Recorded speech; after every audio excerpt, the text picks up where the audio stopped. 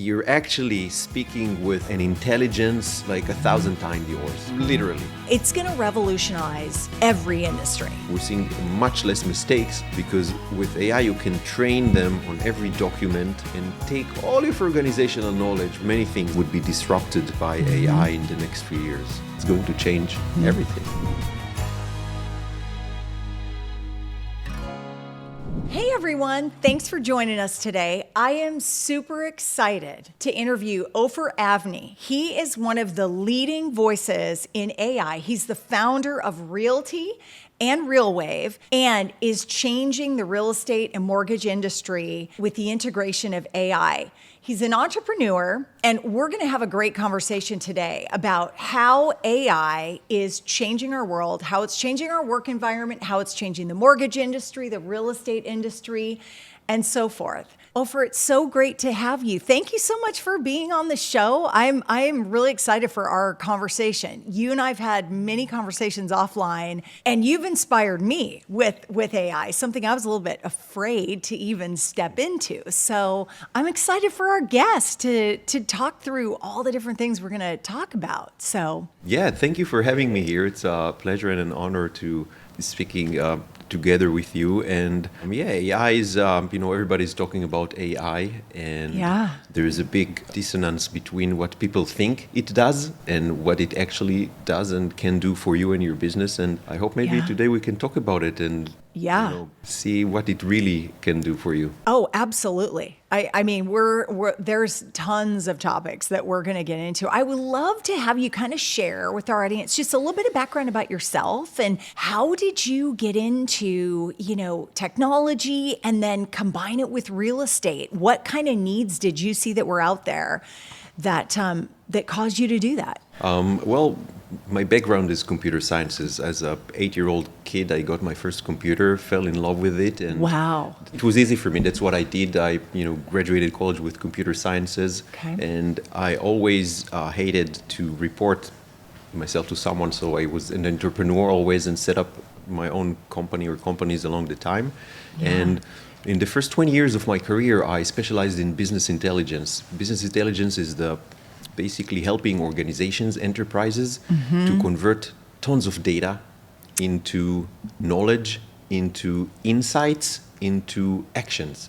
So imagine the CEO of Coca-Cola goes into the office 9 a.m. and what do I do today? I have like 5,000 different operations. How do I decide what to focus? So for them, for example, we designed the 2-click dashboard approach. Click 1, the CEO opens the dashboard, see everything he needs to know for today, all the pain points or the problems, what he needs to do. Click 2, he closes the dashboard and goes to. So did that for a while. Our company got acquired. And then I was just like, 20 years of high tech, just too much. Let's chill a little bit. And I moved to the United States with my family in order to retire from tech and do some passive investment in real estate with the money I got from the acquisition of the company. Little did I know that there's no such thing as passive investment when you do your own real estate. I would love, what was the learning curve on that? Oh, wow. Oh, my God. We started in 2013, so it was a great time to start after the... definitely. The timing was great. Foreclosures, we were getting them so easily and we were flipping, so it was fun. But at this time, we were getting a list on Thursday night from the trustees. Hey, here are the auctions that are going to be tomorrow at 8 a.m. And the list has 400 properties. You never saw any one of them. The prices are just random. You don't have any ARVs, like nothing. How do you analyze 400 properties in one night? So you don't really, you guess, you bet. And I'm a computer engineer. I'm a lazy person when it comes to process. I create processes that are automated. So this is where the first version of software and real estate came to life. We designed something that takes in all the 400 deals and spits out the 90% that don't work for sure. For example, it has the starting price for the bid is more than the assessed value, or it's on a steep slope.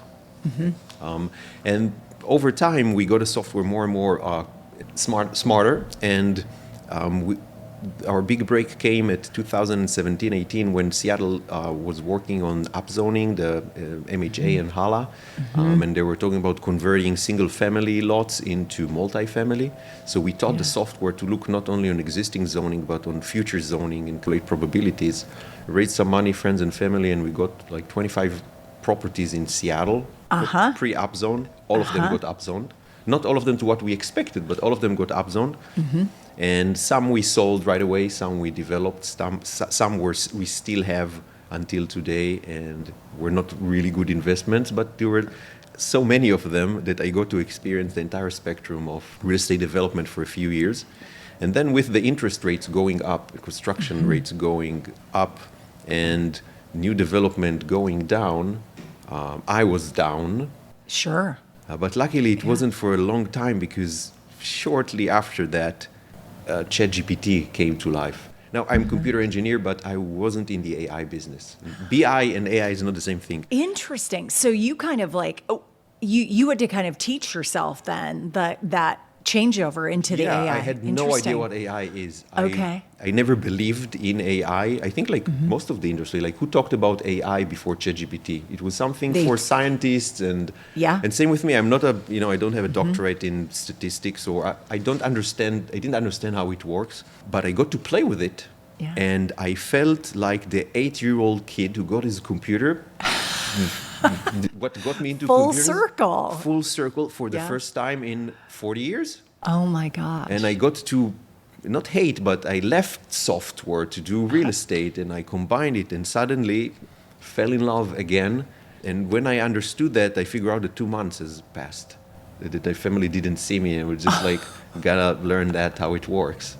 And then it was clear to me, I want to do that, and I want to help companies, and I want to help organizations and people to use that, because it's going to change everything. That was almost 3 years ago. And since then, RealWave was set up as an AI services company to help businesses optimize their processes, make more money, lose less money, be more efficient with AI. And as a spin-off, Realty was created to do all these amazing things, but for something that I actually did in the last 10 years for the real estate world, for helping brokers realize what can be done with the new HB 1110 zoning, for example, or for linking homeowners with builders. All kinds of great stuff we can talk about today. I mean, I was fascinated. I've been fascinated by the Realty, what you've developed with Realty. It seems like it has taken a process, because those of us I grew up in real estate, I grew up with development. It's such a long, onerous, expensive process for a builder and for a homeowner who's looking at developing to determine whether, okay, is it feasible with this lot? Can I do what I want to do with it? So I would love to have you share with everyone, how does what you developed work, and how does it completely make that process so much more efficient, and how much time does it reduce? Because that's the part that amazes me. So the feasibility process, which is taking a property and figuring out if it has any value in it to purchase and redevelop, it could be challenging because there could be several exit strategies, right? So you see a house, say, okay, let's think about if I flip it, if I upgrade the kitchen and I do a new roof, and maybe now it's 1.2 million and I can sell it for 2.1, it will cost me 300K, and you calculate.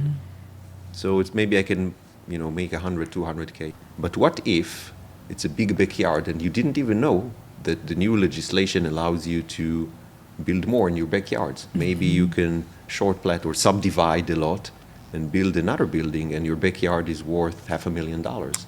Yeah. Maybe the new legislation allows you to increase the number of units. So if you have a big house, you can separate into 2 units and rent them, instead of one big unit for $4,000, 2 smaller units for $3,000 each. So you add 50% to your rental on the same building, right? If it's in a great area, people would pay more per square foot for a smaller unit. This is how it works. Yeah. And maybe you can keep it as is and add a DADU, a mother-in-law unit. So first of all, the software, the program needs, or the broker who is looking at it needs to understand the zoning and what are the options. So the first thing we did was to educate our system about what zoning is. First of all, what is zoning? What does it mean? What does it allow and what does it restrict? So for a specific zoning, you can do up to 8 units per lot, and you're restricted to 20-foot setback, 2 parking spots minimum per, there could be a lot of requirements. And understanding those different options and those different requirements is something that you have to train your system to do. And one of the biggest challenges is that it's very local. So all the regulations I mentioned, they're completely different from city to city. That's what's got to be so difficult. And then there's county. There's county. That layers in there too, correct? County, and there's state regulation. So you have multiple layers of legislation that interleaves, and added to that, you have to take into account the topographical restrictions and constraints of the area. And these are managed by different government agencies. So for example, steep slope, right? If the area is really sloped, in some cases it's so sloped you're just not allowed to build on it. Yeah. So the city is in charge of managing steep slopes. But wetland, for example, this is something that is managed federally. And the entity, like if you had a wetland in your area and you wanted to run a feasibility or get a permit, then the official owner or adjuster for that are the Indian tribes, because they got it in one of the previous agreements. So they're involved in the permitting process. Wow. And the technical committee who approves the permits, because it's a federal thing, is the engineering corps of the army. So this is your planning team. Yeah. A lot of layers. A lot of layers. Bureaucrats, so this is one of the challenges that people go through to run a feasibility study. There are just so many different pieces that even if you know all of them and you know where they're, and professional builders know all of these and they check for each and every one of those. For example, if you don't have a water main close by your property and you have to build one, that could be like a $300,000 addition. So they go and check in each and every one of those locations, and they need to know what they're doing. Now imagine you have the information in your system and it's doing some of that for you. Not everything. It can't check, for example, for trees, because nobody manages a list of trees.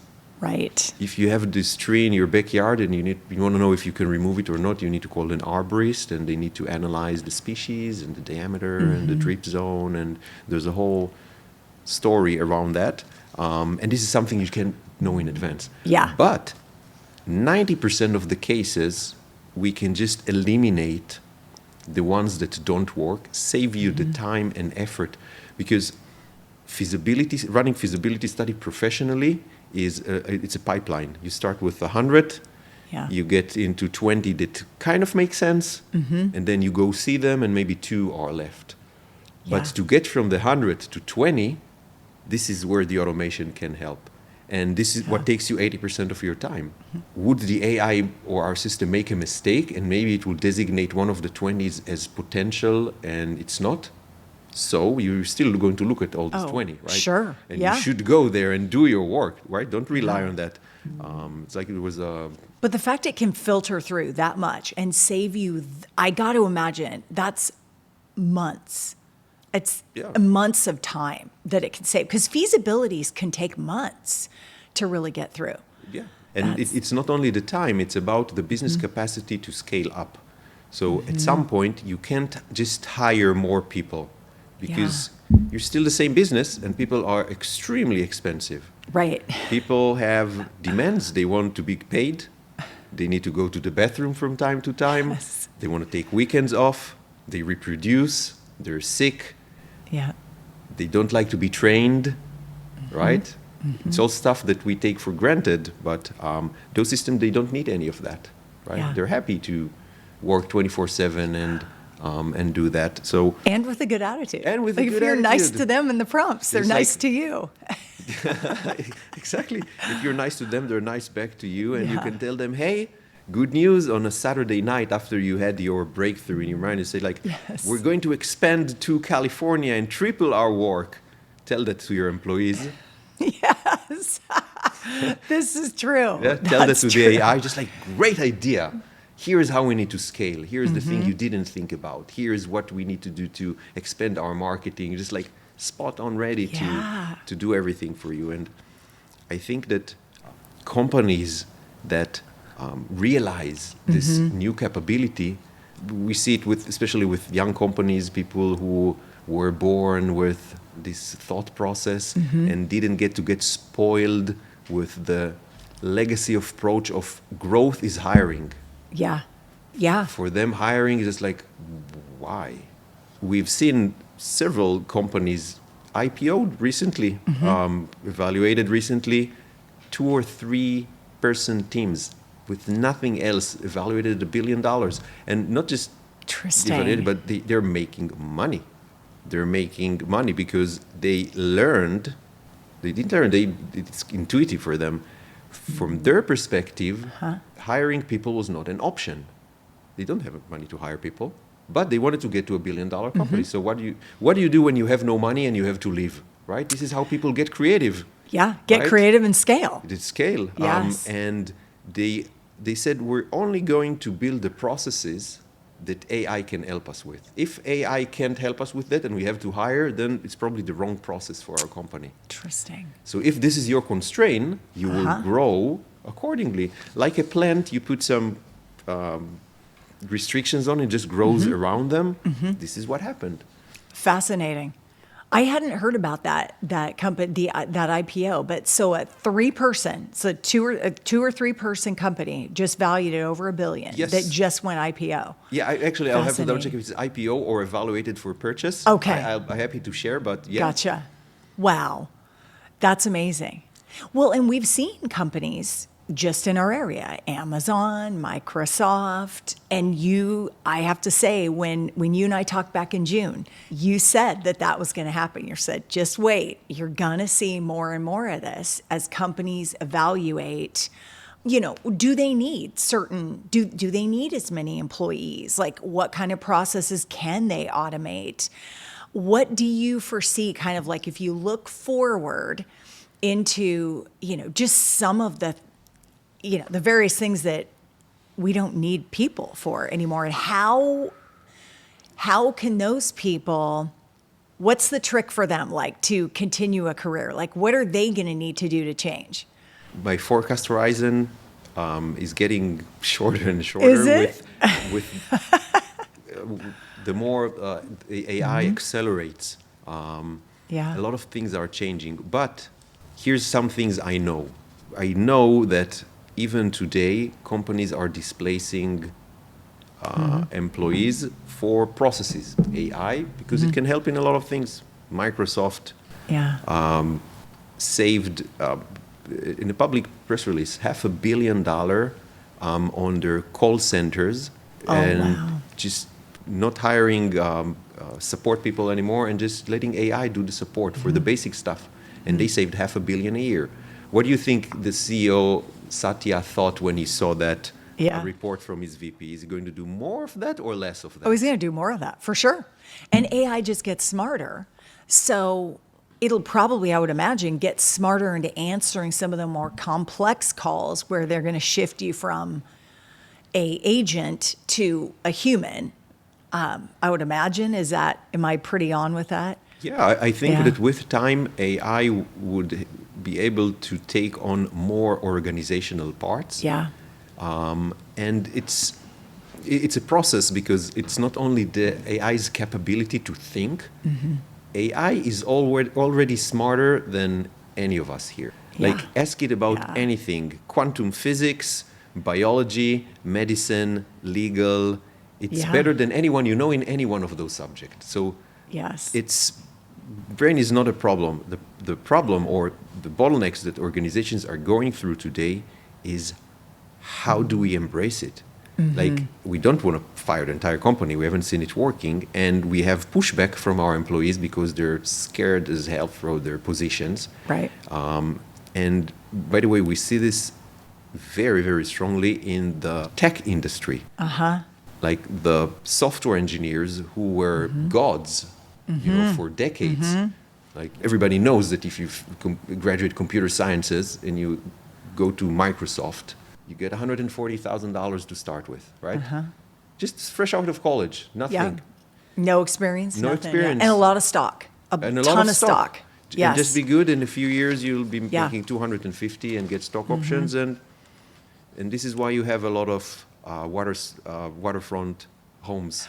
I call them accidental millionaires, and it's not a slight at all. It's just if you happen to be in the right type of, if you happen to be in the right type of a tech job, you could become an accidental millionaire just based on your stock and your position, for sure. The people that started working in NVIDIA like 10 years ago.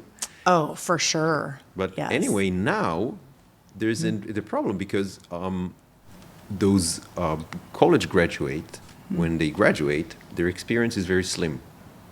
And their knowledge, we talked about AI knowing how to code better than us. It's much better than me in anything computer. Then as an employer, why would I hire someone whose entire skill set I can just ask ChatGPT to do? Like why would you hire a translator anymore? Thinking about that's a complete obsolete job. Or someone to write your emails or verify. This is just not needed anymore. People who listen to us say, no, but AI is not like the programmers. You have the humans. Yeah, of course. Don't get me wrong. You can't rely on the AI, and you still have to have someone who understands, a grown-up in the room, managing those AIs. Sure. You should check our blog website, and I have a blog post about managing AIs as a team, and it's called Project Managing Aliens. Is that the website name? It's blog.realwave.com. Okay. And just one of the articles, Managing Aliens, because it's like getting a new type of employees. They're extremely smart and advanced with all their high-tech gizmos, but they're also quirky and they have their own agenda. And you just need to learn how to operate them. It's a different type of workers. Different type of management, too, Different I type would of imagine. management. Completely different type of management. So if you know how to do that, you can be one of those 3-person companies. And if you're a college graduate, then you have to figure out how do you do that yourself? How do you get to organization? And in one of your interview questions, the question is, what do you do better than AI? Oh, that's a great interview question. Yes. What can you do better than AI? I know how to run 100 AIs. Right? This is what I would answer.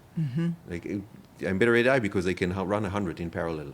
And I That's can a great tip for any of the young kids that are listening to this. Learn how to manage, Yeah. And by the way, that's also a great tip because managing AI is like any management of any other thing in our lives. It's about having a plan, knowing where you want to get to, knowing how to get there, being able to manage your resources. Because even if their AIs are free, you don't want to spend 3 days and not get to where you want to be. Right. How to ask the right questions. Yes. And you've talked to me about that before. I would love to have you expand on that because, when we talked, back in the summer, you inspired me to really dive into AI. I was kind of one of those, a little afraid. I'm not a super tech person, although I can use tech just fine, but I'm not a super tech person. I was like, oh gosh, I don't know much about AI. You're like, no, just go in there, play around with it. Upgrade to the $20 a month ChatGPT. You won't regret it.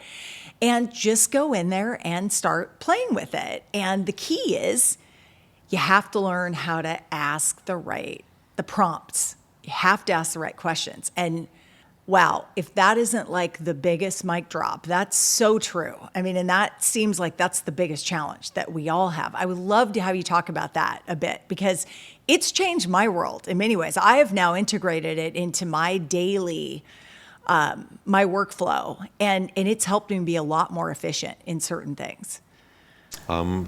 Yeah, I think a lot of people don't realize, especially if you're starting. I get that it took me 2 months to understand what I'm chatting with. Most people are just not aware of the capabilities of what's sitting in front of them. If they were, maybe they were in computer sciences, but they're not. And even I, as a computer scientist, don't understand everything. So you're actually speaking with an intelligence like 1,000 times yours, literally. And this intelligence is powerful, ready to answer anything in the world, trained to chat with you nicely. But since it's so smart and it's so knowledgeable, you can think about something, ask it a question, but there could be a lot of answers for this concept. I give you an example. My dad is a great example because he's typical user. Okay. And he chats with me and tells me about his experience. It's like, something funny? I went to ChatGPT, like you told me, gained the confidence to ask a question, and I asked it about B4428, and it told me that the result for that match was 3-1. It's like, what? It's like, explain to me. He told me that B is a match to a soccer game in Argentina. And I wanted to ask about the lubrication oil for my airplane. Oh. So I'm just like, yeah, just, think for a second. You asked the most knowledgeable entity in the world a question with no context. And then it said, okay, I have to answer. Am I going to answer something that millions of people are interested now because it's the season in Argentina? Or something that's once in a billion, someone asked me about the lubrication model, because he wanted to ask if it's available in a specific size, like something so specific. So the AI assumed that you mean this, right? They're like, oh yeah, that makes sense. So if you told it, hey, I'm talking about the lubrication or something for my airplane, it would know right away. And this brings me to generalizing that the AI is like a genie. Have you seen Aladdin? Yes. Or one of the genie movies? Or one of the... There's always the story where someone gets the lamp and asks for the wish or the wishes, and they don't exactly get what they wanted, because the genie is cynical. It's just like, I want all the gold in the world, and then they get too much gold and can't do it. Or same here. The AI is all-knowing, and you will get exactly what you asked for. So if you don't provide all the context, if you give it just a small question, you will get something that you may not wanted. So tell the AI, I think like the minimum state of mind, tell the AI something like that. Hey, I need you to act as an expert in medicine, an expert in marketing, expert in cooking, a med spa expert, whatever.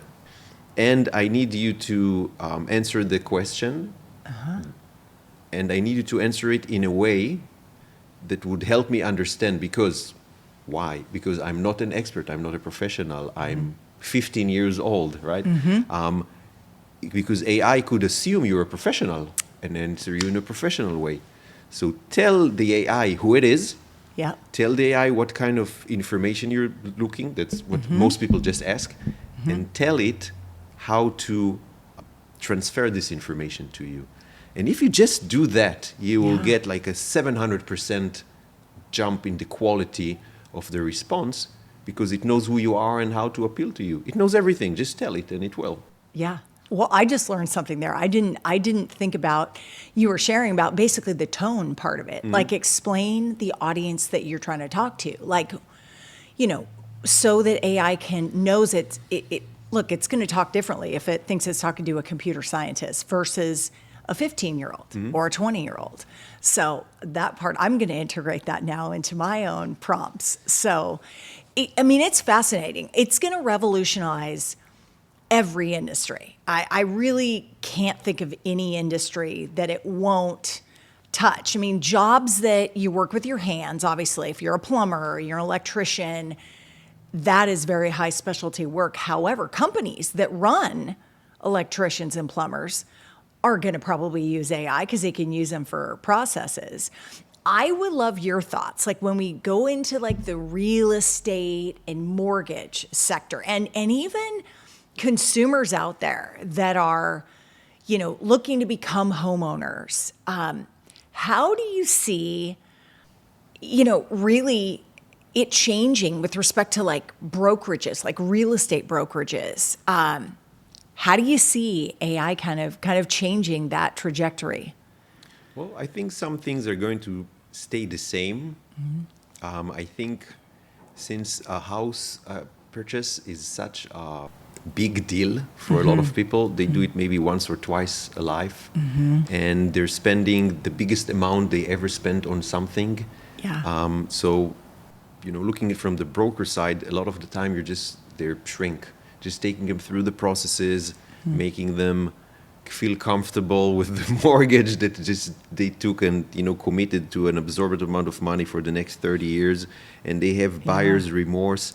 I think that AI is not in this area, and at least like the comfort part of it. The comfort part. Yeah. Okay. But the second they said, okay, let's go for it, then this is where the rubber meets the road, and then a lot of processes start. First of them being mortgage, most of right. Yeah. And in this process, there is nothing personal or psychological. It's just a lot of administrative tasks and processes and underwriting that the people have to go through. And being from this industry, you know that if someone is a first-time home buyer, there is quite a shock. What? They're asking for my bank accounts? Just wait and see. They'll ask for everything. Including your blood count. But yes. And people are sometimes not ready for that. And they look at documents as, lost socks. So can you send me that? They don't have these documents. And suddenly, from a process where they felt they're in control and that they concluded because they made an offer and they won, suddenly they go into a very tedious task. And I think it's challenging for both sides, both for the buyer and for the mortgage company or the processor, right? And I think looking at it, there are quite a few things that I think would be disrupted by AI in the next few years. For sure. And there's many friction points for borrowers in the process. I mean, and that's a question I would ask is kind of like, where would you see, so being in the mortgage industry and I grew up in this business. So my father was in the business. So I grew up going to his office back before they even used computers for it, believe it or not. I was a kid then. I'll preface it with that. But it's been interesting to see it to where you went from no computer on the desk, no cell phone, to cannot live without a computer on the desk. No, cell phones are mandatory if you're a lender or if you're a realtor, to we're all online with the software. I mean, you couldn't complete a mortgage transaction today without being fully online and integrated. But there's a lot of pain points in the process for both lenders and borrowers. And I would love to get into kind of your thoughts on how AI will change that and shift that. One of them is kind of like those friction points for borrowers today. I would love to have you kind of talk about that. I think it's a combination of like two or three things. The first one is the process of the documents. Before you start anything, you need to start uploading documents. And it got better. Like 15 years ago, we were just sending a lot of scanned stuff. Now you have some systems that allow you to upload.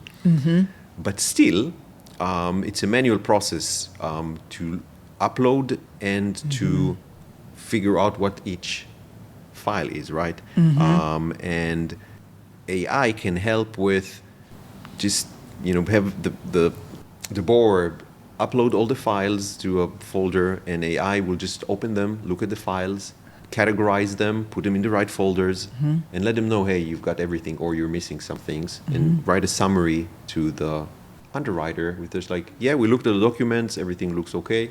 Of course, they will have to validate and just double check. But again, the problem is if something is missing, they lost a signature, they don't have last month pay stubs, right? I can tell them maybe automatically, hey, you're missing. Because with the current systems, some people told me, yeah, but the system now allows us to make sure that, require that people upload 4 pay stubs. They're like, hey, but do you know that they're actually the right pay stubs? Maybe they uploaded these, uncle's pay stubs. Right. So the AI can look at the documents and provide feedback. And so this is one thing that can be automated. And from my perspective, it's all about the customer journey, especially if you care about your business and you want repeat customers. People today expect real-time feedback. Yes. So at least me personally, when do I submit documents? It's not at Tuesday at 2 p.m. It's at Wednesday at 11 p.m. or Saturday at 2 a.m. when the times that I have time and patience to do that, or I'm done procrastinating and I remember they have to do it by tomorrow. Just right? So these are the time when you do that. And when you need the help, like who's going to answer you at 2 a.m.? Right? So with AI, the virtual assistant is there all the time. Yes. 24/7. You can get a response at 2 a.m. And this helps you with competition because if you get, as a client response 24/7, you're bound to stay with the company. Like imagine you're now researching something on the web, you want to buy something or get a service, and you reach out to 3 websites, fill up your details. One of them gets back to you as soon as you click submit. And like through one of the virtual the chats or something, And then one of them after 1 day, it's a weekend, and then one gets back to you on the Monday. You're like, who you are? You already closed the deal. So speed to lead is not just a concept, it works. Yeah. And just go read out there, speed to lead. If you answer immediately, conversion is up between 50 and 90%. Interesting. Imagine yourself. Yes. Until you have the minute to go research for something. Yes. This is my 5-minute scope to make up my mind and decide. Yes. Yeah. Yeah. I mean, I think of myself like on a weekend or something, if I'm shopping for something and Immediate gratification. Immediately. Yeah. Yeah. Yeah. And I would imagine, so even when you're uploading those documents, if there's like a virtual chat there, if you had a question that could get back to you, because sometimes people will have questions about as they're uploading things. Oh, do you need this too? Or do you need this as well? And AI would be able to answer those kind of questions for people. And again, if it's a Saturday, it saves you 2 days. 100%. And there are multiple cycles. I want this, I want this, I want this, I want that. And this is just time wasted for everybody. The sooner you can close, the sooner everybody makes their money and they can focus on other things. So it's not just the time, it's the cost associated with the prolonged time, right? It costs more money to do something that takes longer time. Totally. And also looking at the underwriting time, AI can look at 100 documents in a second, but a person still has to, that looks good, print, look. Even if you have a comparison software, you still have to go manually. And I think that, AI makes mistakes. It's not 100%. It's, let's say, we can get it to 95%. With that's pretty auditing, good. that's pretty good. But with auditing, we can get it to self-examine itself and spit it out to human review if it's not 100% sure. But humans make mistakes too. Oh, they definitely do. They absolutely, It's not like with AI you're making more mistakes. We're seeing much less mistakes because with AI you can train them on every document and take all of your organizational knowledge. We were talking earlier about, as you have some veteran experts that are, about to retire and, we're just losing their knowledge. So take their knowledge, put it inside the AI training, and everybody has this knowledge. Yeah. Everybody. Yeah. Well, I mean, and that is a thing.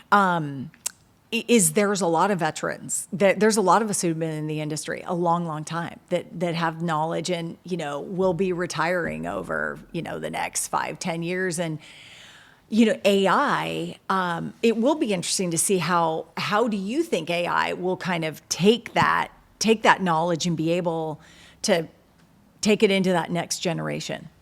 Well, there's no magic here. It's about training AI with specific knowledge. ChatGPT was trained with its knowledge. Okay. The knowledge that ChatGPT has is based on all the information, the web out there and books, but it was trained on a knowledge, and they make it possible, even with ChatGPT and OpenAI or your own models, to take the models and train them on your own knowledge. And it's a process. You need to interview those people, and there's a proper way to get the knowledge out of them, and then you can fine-tune or train the AI to be knowledgeable on that as well. And suddenly you have the AI having this knowledge. Now, if we didn't train it on something, it won't know it. Right. Humans have not only knowledge but instinct. Sometimes you have someone who's experienced and they just have the right instincts. They know how to speak to a client. They know how to solve things in the right way. And it's really difficult to spit it out from you and to train the AI. But again, it doesn't have to be 100%. Even if we took 60% of the knowledge and made it available to all the employees, all the VAs immediately, this is amazing. And also, when knowledge change means there is a new regulation. Imagine all the training courses you send everybody to change and people don't always know that. This is immediate now. We have clients sending us, hey, I changed my business, new open hours, new regulation, new prices. They're like, okay, done. And your entire support team that supports 50,000 calls a month from all over the world in all the languages, they're all trained on your new regulations immediately. Yeah. And they speak all the languages. Yes. And that's really something that makes a big difference in how you serve your clients and how you can persist knowledge. The new AI systems also know how to reflect on things they didn't know how to answer. So if you ask it something and it didn't have it within its knowledge, it will ping the administrator and tell him, hey, someone asked me something I didn't know. Could you fill up my knowledge? I told them I don't know how to, but it would be nice because a lot of people are asking me that. So it'll actually call out where it feels like it's limited. Yes. In the knowledge. Fascinating. Oh my gosh. Well, it's interesting because the mortgage and real estate is brutal competition. I mean, there's obviously a lot of competition. How would you say AI could help whether it's a mortgage lender, mortgage loan officer, and a realtor really stand out from their competition? So, with competition, I think it's all about, first of all, marketing and how you get to new leads and homeowners. I assume that in this industry, people can be repeat clients, but most of them are not, right? Yes. Someone buys a house, next time you see them in 10, 15 years. Yeah, there are some developers, but it's not the majority. So it's mostly about how you get them to choose you over one of the other 2 or 3 companies that he got recommended by his random friends and brokers at this moment, right? It's a very short process. Yeah. So the process is now I want to buy a house and I have 3 mortgage brokers. I'm a busy person, so I personally would go with the one that, of course, give me good rates. But I assume that most of them are kind of the Pretty same. comparable. Yeah, like an 8 the points here and there. And mostly the ones that make it look like they're cheaper, it's not really because of that, because you play with the percentages and the points and you can make a mortgage look more or less expensive as you will. Yeah, there's no free lunch. It's built in there somewhere, but it's pretty comparable. It's pretty comparable. So I think that I would choose with the company that just helps me to visualize my options the quickest way possible. Like if I could go to your website, drag a couple of documents and not wait for Monday for someone to run and send me 3 scenarios in a table that nobody understands. With all of this, nobody can. If I had an AI agent that can just tell me, hey, looking good, your credit gets you this and this, these are your 2 options, any question, done. Do you want to book it? Done. Just upload your documents, you're on your way. Instead of sending emails, waiting for someone to return my call at 2 a.m. because this is when I did it, and having someone get back to me on, a few days later. So I think speed to lead is top on the list, and also how the experience, how the journey of the lead is, like what kind of good experience do we give him? How do we make him feel that everything is personalized for him? And someone is, it's an AI, but this is us, this is our team. We now see a big spike in personalization videos. We can generate, we can make an avatar of you, create a video of you, move it into our software, and then we can have you, like it's you speaking. For social media, right? We have some people hate to actually record and do this, so. I have heard about this. I would love to have you fill me in a bit more on how that all works, because somebody told me about that. I mean, I have to admit, I'm still a little bit naive about, just learning the AI. But they're like, you could literally train the AI to do a video that looks exactly like you, and they would never know you didn't shoot it. Yeah. So how does that even work? It's simpler than you think. We run a 2-minute video of you, so it can learn how you speak and how you behave in your facial expressions and your nuances. Yeah. And it creates, it's called a digital twin.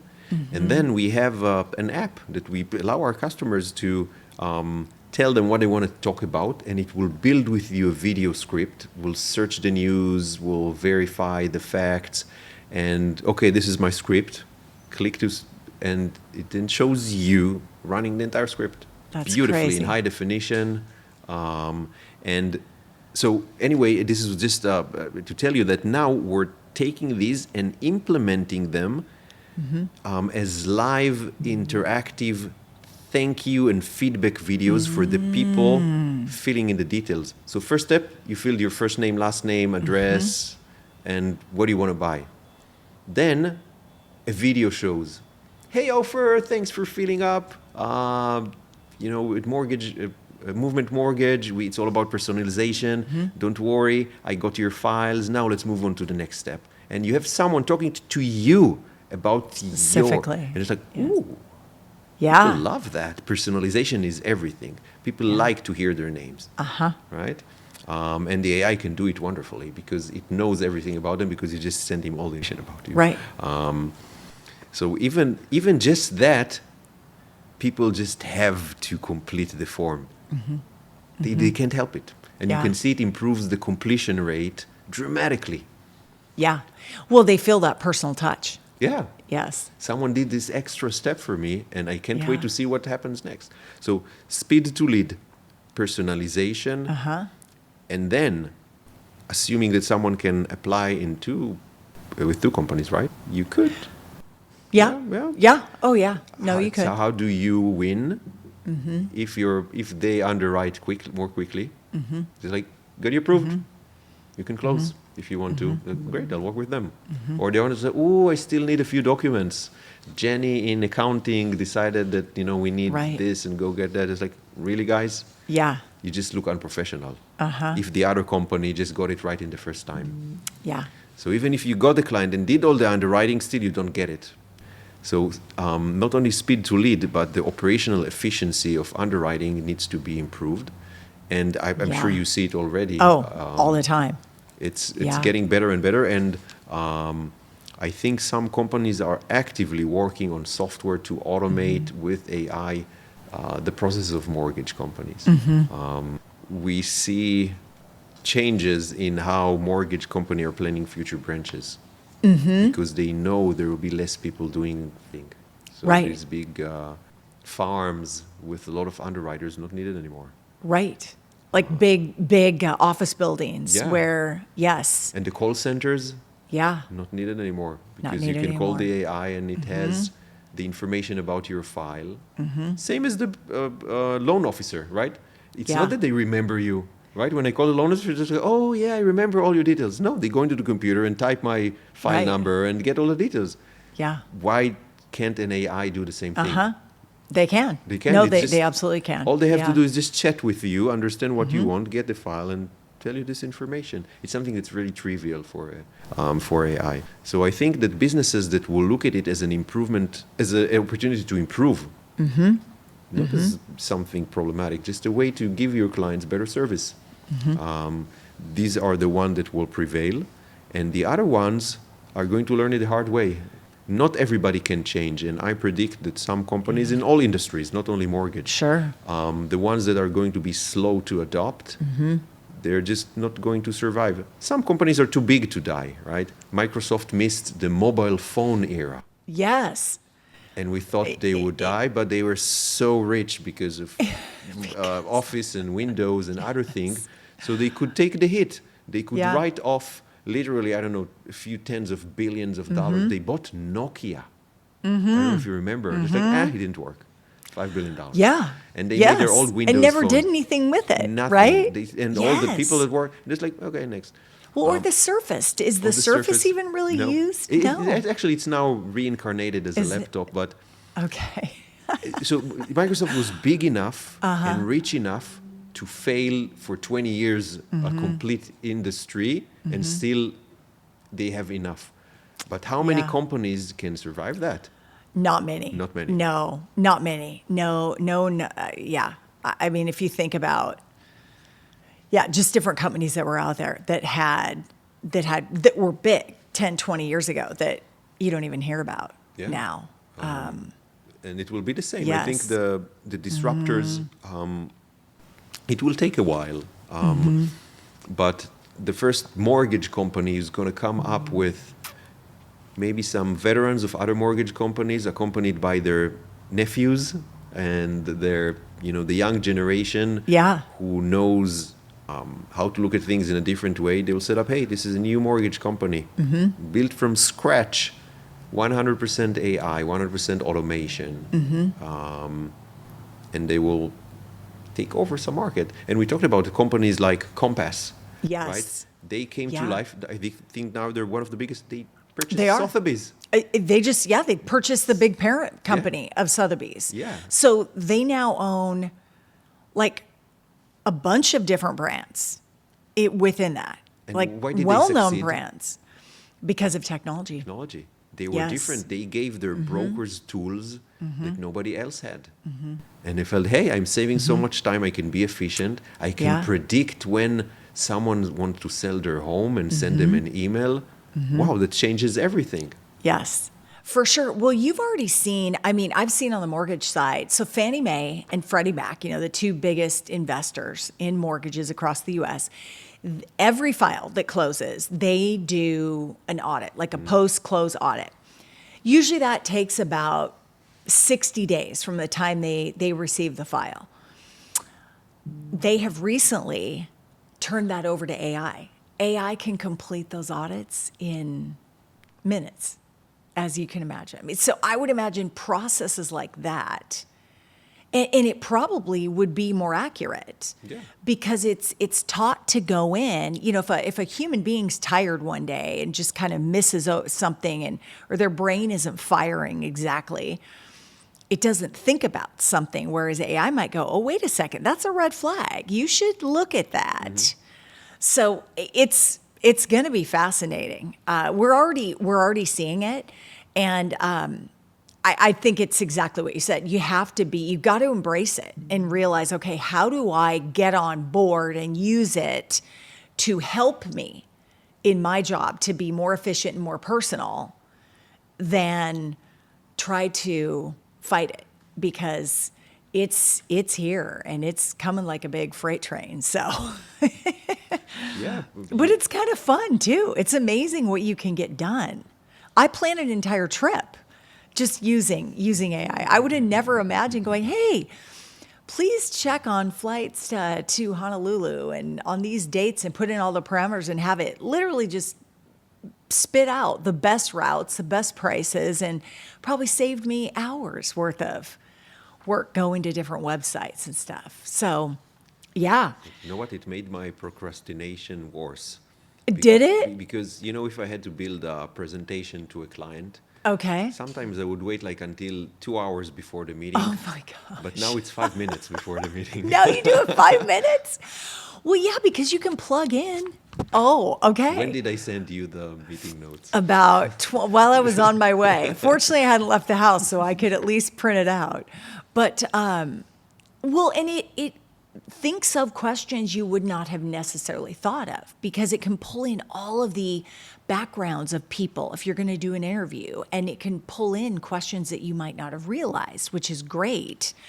From a compliance standpoint, how would you see AI, making it easier, like with compliance, or making that more efficient? So there are a couple of aspects to compliance. The first one is the mortgage company compliance with exposing client data to the AI companies. And this is a big thing. So I know that some of the AI companies like OpenAI, they have a special arrangement with enterprises, and they can set up a Chinese wall and give you your own setup of infrastructure so you can run and check your client's data without being concerned it will leak to the training of the AI agent. And then 2 years later, you see your name and your client's name in the AI. Just like, let me give you an example of. So Gotcha. That's one thing that I think will get better with time. I think a lot of companies are still concerned, but Freddie Mac and Fannie Mae doing that, I think it's a very strong signal for the industry. Yeah. It's doable, guys. Yes. Then I think it will only get better, because compliance is about adhering to governance plan. Right? This is the plan. This is what we have to meet, and it's all about verifying the process and making it traceable for audits. And AI is amazing at both of these, because it will interpret the same instruction consistently again and again and again. And if we're talking about the audit process, I'm sure that they had more than one person doing the audit, right? Yes. Oh, for sure. You have 10 people doing the same process. They have nuances between them. You have 100 different people going in and out, new people, old people. You don't have the same persistent level of quality. And with the AI, you have a predictable level of quality. So it's always, according to how you build it, let's say 95%. And you know how to check this 5% and maybe hand it over to a person or run it through another agent. But it makes it a predictable workflow, one that's usually 99% faster than what it would take a person. Because AI is not good at many things, but at reading documents and figuring out stuff from the document, or finding missing things, or spotting something, it's really, really great at. Really I don't know if you haven't tried, take like a PDF with 50 pages or 100 pages, or even a short book, paste it into ChatGPT and ask a specific question. It will take it the same time like you pasted just one paragraph. Yeah. Like, no difference whatsoever. It doesn't care. Crazy. 50 pages, one. So Yeah. you have a resource that doesn't cost almost no money or time, and doesn't have a dependency on the complexity of the work. Right? 1 page is 100 pages, I don't care. What does it mean for a business that you have your employees in this state of mind, right? Give me whatever work you need to. 10 times the work? Fine. 100 times? Fine. It will take me a second anyway. I ensure you this AI would get the employee of the month every month. Yeah, And all the other for employees sure. will hate them. Yeah. Because it's not a fair game. Yeah. Oh, for sure. It's not fair. I mean, you can use it to automate so many things, like even personally. When I look at looking like at a budget, or I love spreadsheets. So, but after testing it with ChatGPT, I mean, you can literally plug in your prompts, all of the things you would normally put in there, and tell it to draft a spreadsheet for you.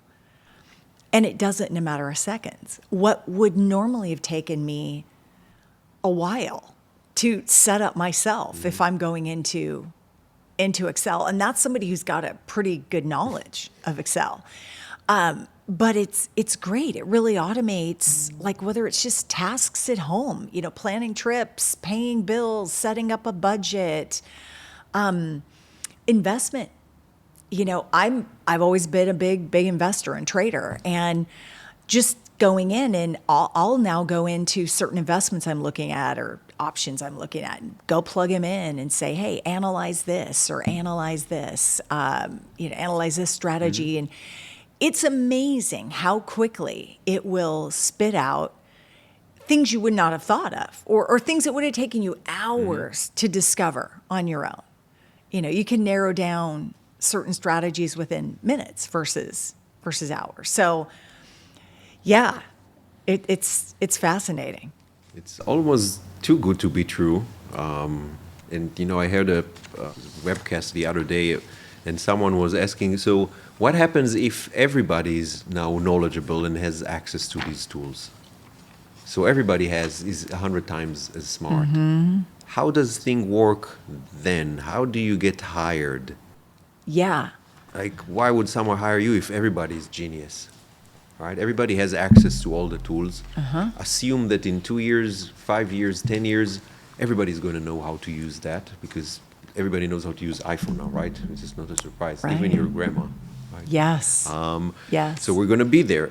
And again, this is a little foggy and nobody knows how things are going to be, but I think that people who are going to know how to make good use of the AI, take traditional businesses and reinvent them differently with AI. Again, like Compass reinvented real estate with CRM software 15 years ago.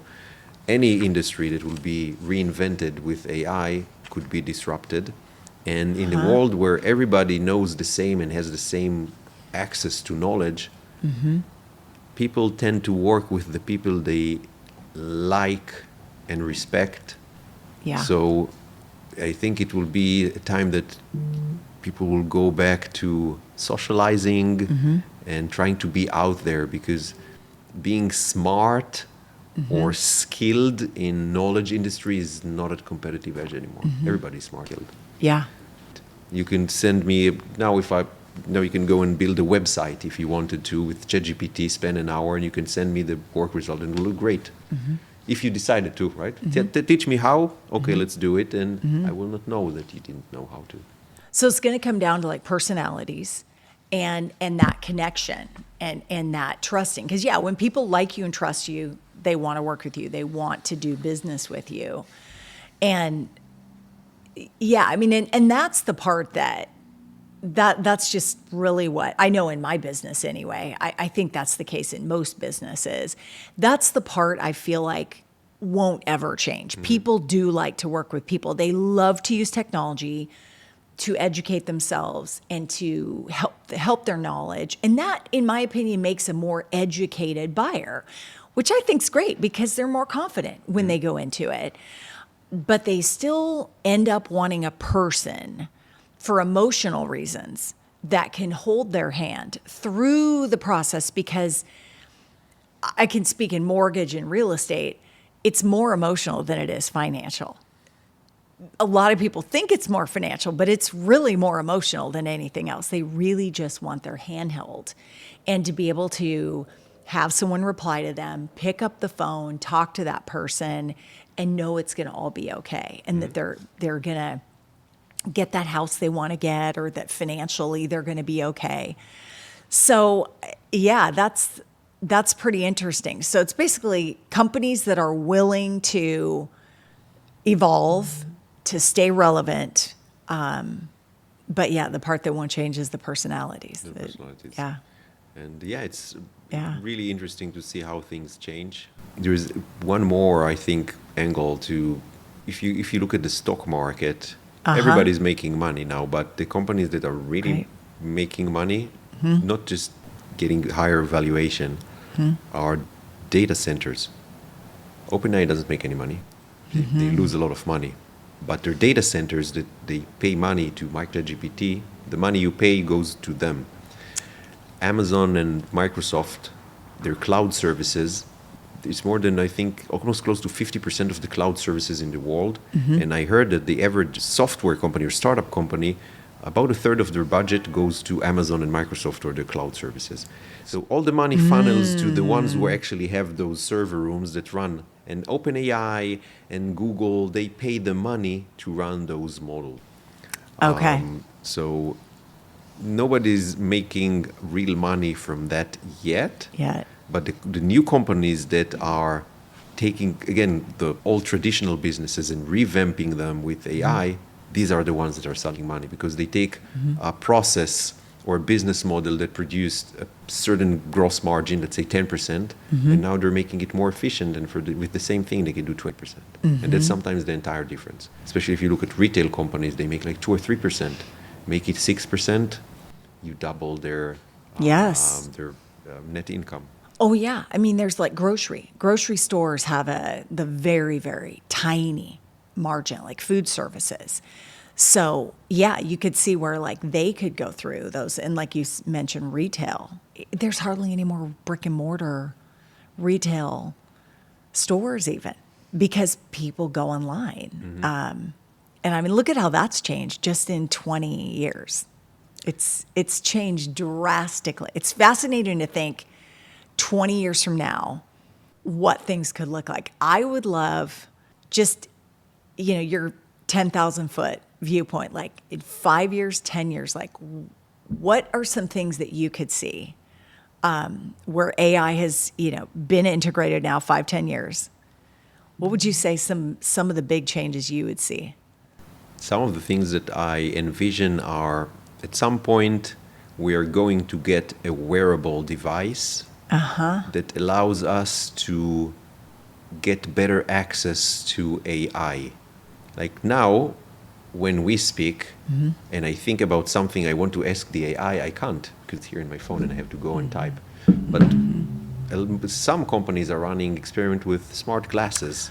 Right. The AI can hear you and it can write stuff here like Anderson Cooper, right?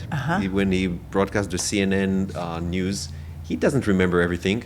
He has an entire production team in the background, and they whisper in his ear exactly what to tell and give him Oppo research, and he gets everything. You could get that too with the AI on your headset and see the result here. And I think everybody will get that at some point. Interesting. I know multiple companies are working at that. One of the most prominent being Meta, Facebook. With Yes, I've heard like the Meta glasses. So now they just announced a new version. It looks to take the vision to one more step. So imagine having access always. And at some point, maybe even implanted somehow. So like, some people have hearing problems and they have a device and they hear. Maybe everybody will wear such a device. So this is one thing. I think getting it closer to you so you can think about a question and get the result as you're speaking with someone. Fascinating. That would be someone. That would be interesting to like have the thought come in and go, just speak it and then have the answer come back to you. I'm mostly excited for being able to remember people's names in meetings. Yes. Yes. This and Yes. names of his wife and his kids and Yes. a summary of our previous meeting and what I told. Amazing. So this is one thing I see will change. And the other one, this is maybe like a summary. I think that a lot of people just didn't notice AI yet.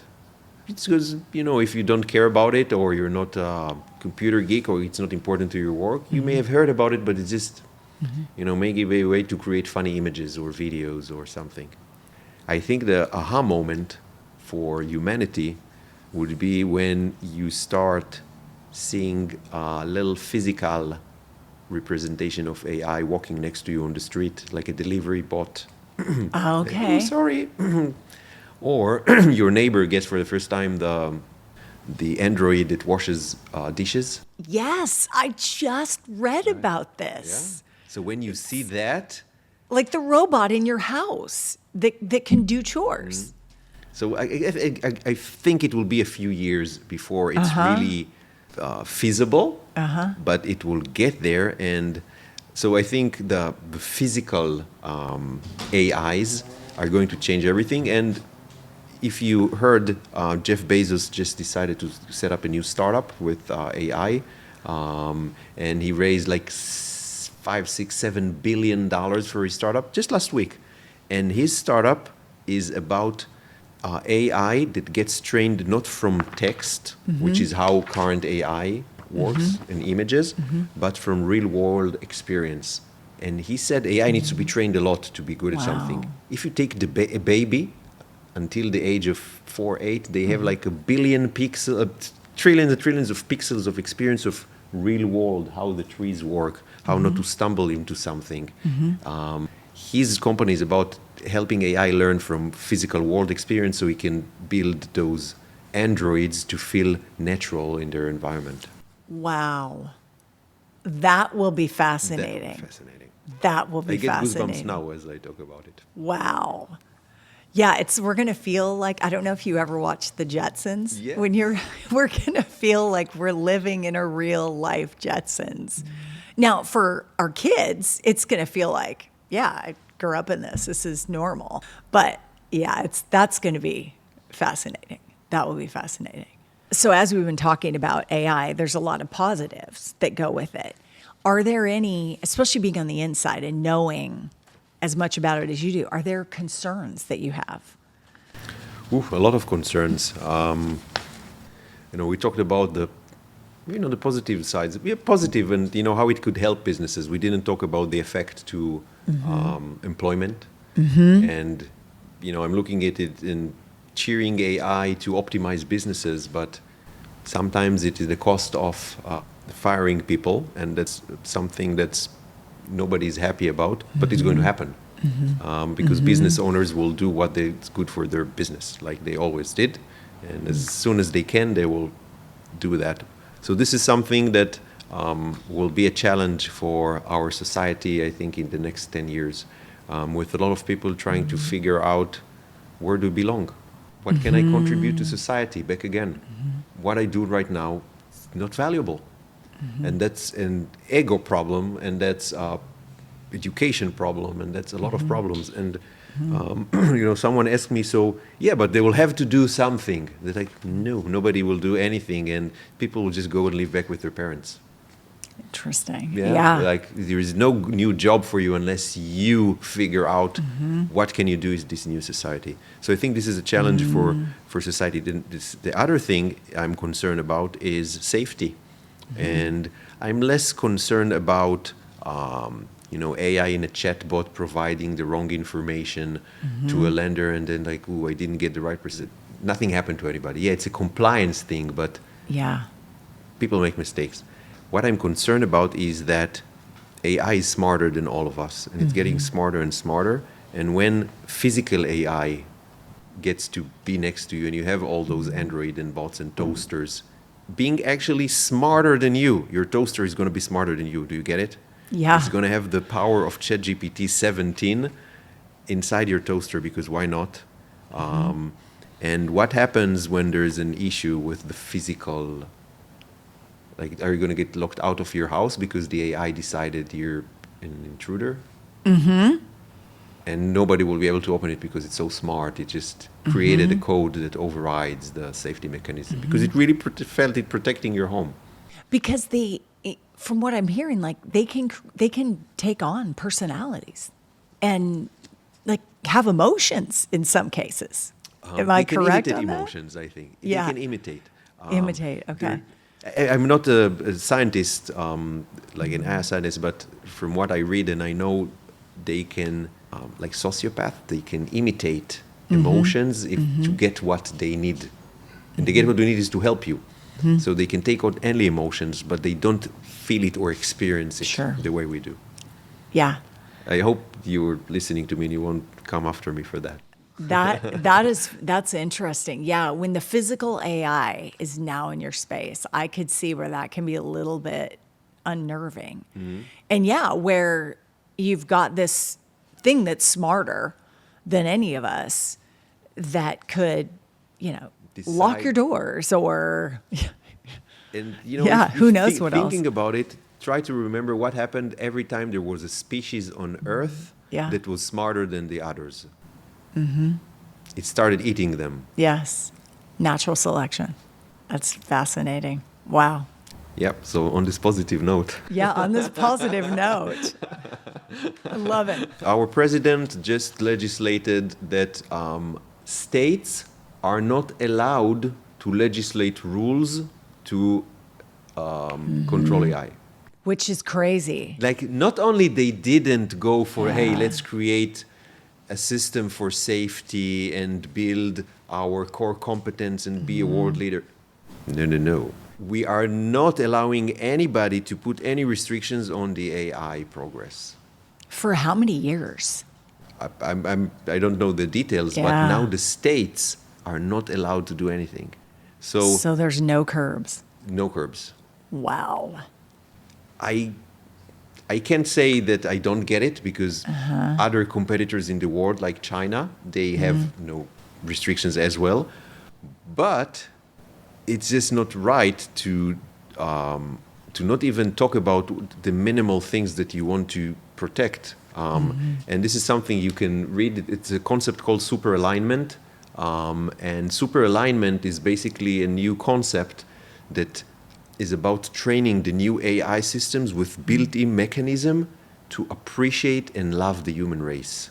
And it's a project by one of the ex-OpenAI founders, and now all he's doing is super alignment. And he says, unless we do that, you can't give it rules, but you can train it to be affectionate to human beings. So the industry almost is going to have to be the one, take the lead on this and put some type of curbs until down the road when Congress decides that they're going to step in and write up a few bills and get it signed into law. Yeah, and until then it will be opportunistic. Like, I think the only regulation there now is that during the last elections, there were cases where someone recorded one of the candidates and used their voice to call people and convince them. It was like Biden calling someone to ask him to vote for Trump. And Biden figured it out, and while he was president, he created an executive order to disallow robocalls with AI for certain purposes. Gotcha. So you can't cheat people with like, hey, I'm the mayor, vote for this and this, and people just like don't know. Right. So I think it will be not proactive, but defensive. If people are going to do something weird, we're going to see some protections. But unfortunately, looks like... Yeah. Well, something rough probably has to happen first. Then they realize, oh, there's a leak. Now we need to plug it. So we need to create, a rule around it. Interesting. Well, it's going to for sure be interesting. Yes. No doubt. Well, Ofer, we have covered a lot of ground today. Thank you so very much for coming on and talking about this with me. I think we've given our viewers a lot of really great information, and I'm fascinated. I know I come away with some additional inspiration and some tips from you. So thank you very much. And to all my viewers, please, as always, reach out with any kind of questions you have, and don't forget to like, follow, and subscribe.